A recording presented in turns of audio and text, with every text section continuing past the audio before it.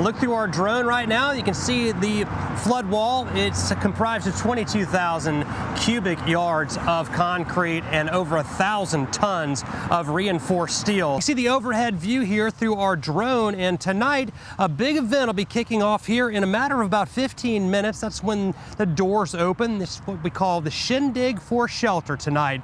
It's Home Again, which is a nonprofit that's been around for 44 years, is throwing this event tonight to raise money to fight the crisis of homelessness that we have here in Richmond right now. And Home Again works to help both individuals and families. Here, see. Canine Officer Creed. The second I let him out of his kennel, he runs straight to the back door thinking that he's going to work. Alongside his handler, Officer John Brandmeier, they sniff out illegal substances. Show me. A large amount of our calls are officers that are on a traffic stop that ask for a dog to come screen the vehicle to see if there's drugs inside. Officer John Brandmeier.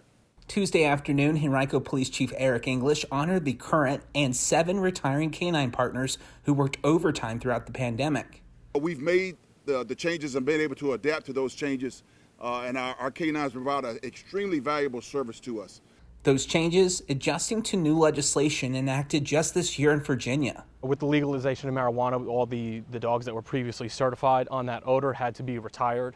So that kind of opened up the door for me personally to get into the unit. Now, officers Brandmeier and Creed focus their attention on cocaine, heroin, meth, and ecstasy. On the drug side, a lot of, unfortunately, what goes with drug use comes with crimes. These canine partners assisted Henrico's officers on 729 calls for service, along with their regular duties as crime continues to rise. They are a strong tool for us in crime fighting in Henrico County. Good boy.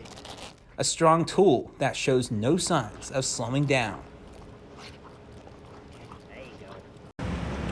Taillights, traffic cones, and no-turn signs line Forest Hill Avenue between Joe Brooks Boulevard and Hathaway Road. In the background is the constant sound of construction as Richmond's Department of Utilities makes emergency repairs to a collapsed sewer line. If we have any roses back there. Florist Victoria Zachary watches the construction cause confusion for drivers through her shop window. People still making the turns even though the signs are there and they're saying no left turn. People are still making the turns and risking it. It's dangerous. She says her store has seen a decrease in customers since construction started. We don't see the volume of traffic going through, and that definitely has hurt our walk-in business. It's practically non-existent. But we did notice at Mother's Day that sales were down 6%. So that's a big impact for a small business. This is not the first time we've shared concerns from those who work and live in the area. I'm being interviewed by Channel 6. It's about the traffic, honey, about this horrible traffic. We met Betty Markham about a month ago. She worries about emergency services getting snarled in traffic. If one of my neighbors needs an ambulance, how are they going to get here? There's no pull off the ambulance.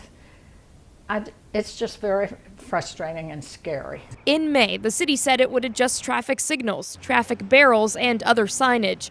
But then there's this. Starting this week, parts of Forest Hill near Westover Hills Boulevard will see similar construction due to another water main replacement. Both projects are set to last until December. Please stick to your deadline. Please get it done as quickly as possible.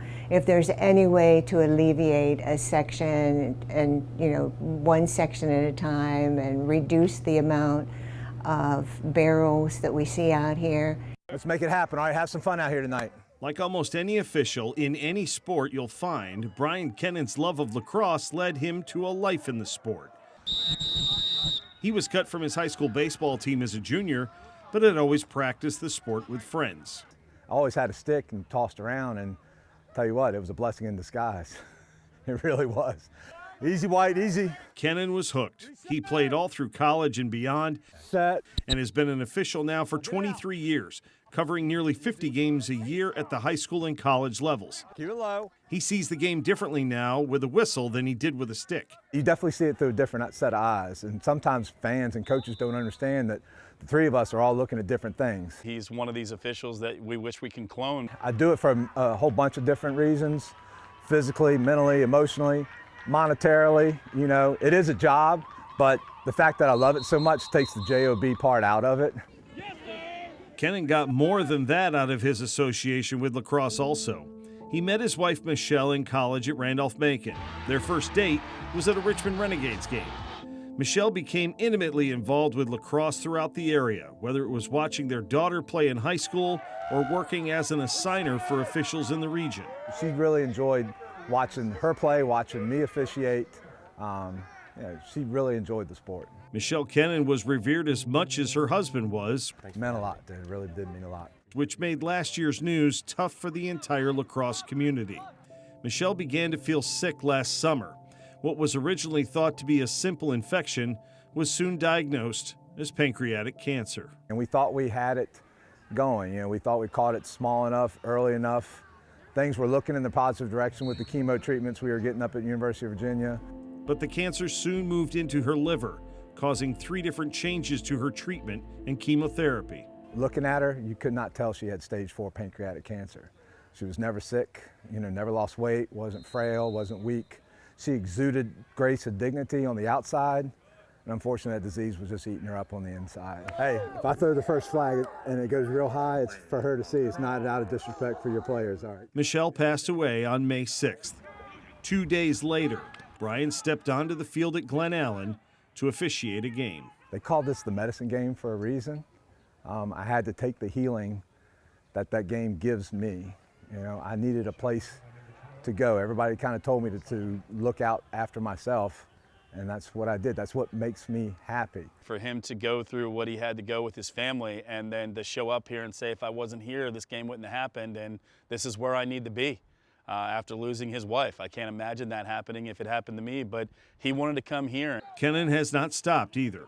We share your grief, Brian and family. One day after Michelle's memorial service, all right, when I say set, there's no more movement. He was back on the field again, this time for a game at Mills Godwin. It's a perfect day to honor her on Mother's Day. He wondered if he was doing the right thing, coming back so soon. Be good. Love you, son. After such a tragedy.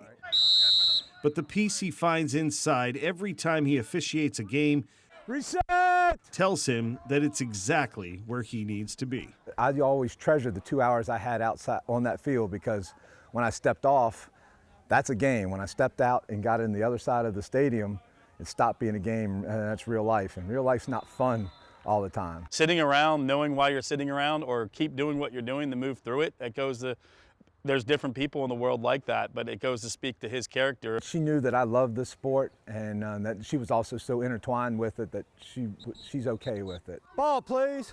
Get one, get one.